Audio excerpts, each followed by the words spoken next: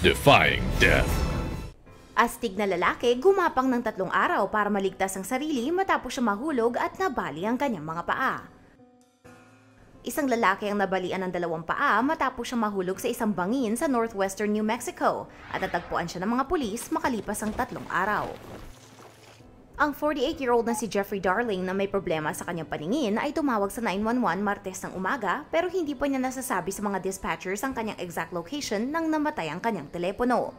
Naligtas si Darling kahit napakaginaw ng panahon at wala siyang pagkain o inumin. Buti na lang at nakagawa siya ng apoy.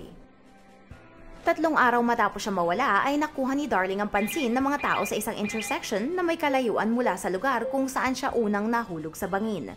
Nagpapagaling siya ngayon sa ospital pero hindi pa niya magawang magsalita tungkol sa kanyang pinagdaanan. Get well soon.